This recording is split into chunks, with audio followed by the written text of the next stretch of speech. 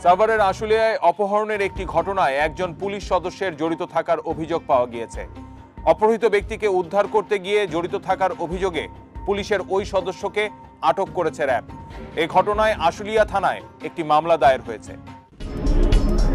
গত বছরের 19 ডিসেম্বর আশুলিয়া থানার পল্লী বিদ্যুৎ কবরস্থান এলাকা থেকে অপহরণ করা হয় কাজল ওরফে আসাদুল নামের এক রাজমিস্ত্রিকে। অপহরণকারীরা মোবাইলে ফোন করে দেখা করতে আসে তার কর্মস্থলে। তমাল আমারে ফোন দিয়েছে, আমি বলছি যে আমি তো কাম করতে আসি, তো গাঁথনি করতে আসি, তো ওরা গেল তমাল, তারপরে আনোয়ার আর যেগুলো গেছে ওদের নাম জানি না আমি। কাজলকে কর্মস্থল থেকে ডেকে নিয়ে যাওয়ার সময় অপহরণকারী দলের সদস্যরা বাড়ির মালিকের কাছ থেকে অনুমতিও নিয়েছিল। একটা লোক আমাকে যা বলতেছে যে এখানে মালিককে, তো আমি বলছি যে আমি। পরে বলতেছে যে আপনি তো আপনার কাছ থেকে তো অনুমতি নিতে হয়।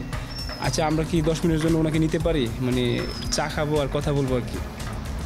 তো আমি ভাবলাম হয়তো আত্মীয় স্বজন বা, তো না অবশ্যই নিতে পারেন, সমস্যা নেই, 10 মিনিটের জন্য কোনো প্রবলেম হবে না।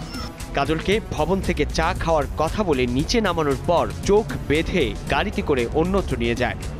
এক দোকানে আগে নিয়ে গেল ফার্স্টে, ওইখান থেকে নিয়ে যে আর একখান নিয়ে গেল, নিয়ে যে চোখ বাঁধতে আমারে মারলো, মারধর শুরু করলো। মারধর শুরু করে বলছে 1 লাখ টাকা দিবি।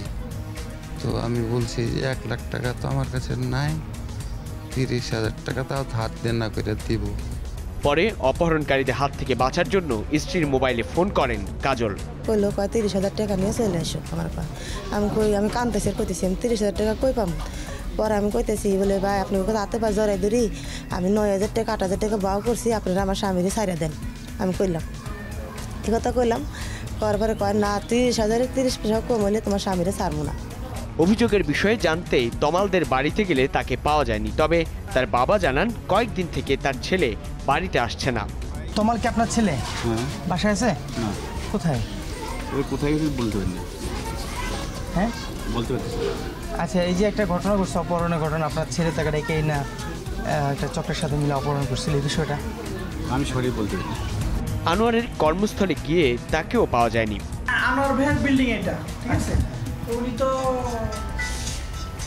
আসে সকালেও আসে, বিকেলেও আসে, আজকে এখনো আসেনি। এদিকে কাজলের অপহরণের বিষয়ে র্যাবের কাছে অভিযোগ করেন কাজলের স্ত্রী। অভিযোগ পাওয়ার পর অভিযান শুরু করে র্যাব। পরে কাজলকে উদ্ধার করা হয়। আমরা অভিযান পরিচালনা করে 3 জন ব্যক্তিকে সরাসরি অপহরণের সঙ্গে সম্পৃক্ত এবং এখান থেকে তাদেরকে আটক করি।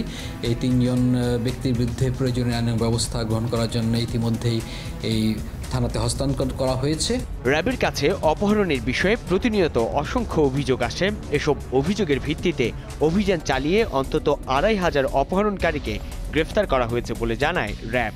এ পর্যন্ত কিন্তু আমরা অনেক এরকম অভিযান পরিচালনা করেছি এবং অভিযানের ফলে কিন্তু অপহৃত অসংখ্য ব্যক্তিকে আমরা উদ্ধার করেছি। এর মধ্যে 618 জন পুরুষকে উদ্ধার করেছি, 278 জন নারী এবং 210 জন শিশুকে কিন্তু উদ্ধার করেছি এবং এই অপহরণের সঙ্গে সরাসরি সম্পৃক্ত প্রায় 2,500 ব্যক্তিকে কিন্তু আমরা আটক করেছি। আশুলিয়ায় অপহরণের সাথে জড়িত পুলিশ সদস্য সহ অন্য অপরাধীদের বিরুদ্ধে তদন্ত চলছে বলেও জানান র্যাবের এই কর্মকর্তা। তাদেরকে আমরা আটক করি, পরে আমরা একসময় নিশ্চিত হই যে সে পুলিশে একজন কনস্টেবল এবং পুলিশে কর্মরত আছে। তার বিরুদ্ধে যতদূর জানি আমরা জানতে পেরেছি যে পুলিশের যে বিধি আছে সেই অনুযায়ী পরবর্তী ব্যবস্থা গ্রহণ করা হচ্ছে। নাগরিকদের জানমালের নিরাপত্তার দায়িত্বে থাকবে যারা, তারা যখন এমন অপরাধের সঙ্গে জড়ায় তখন মানুষ হয়ে পড়ে অসহায়।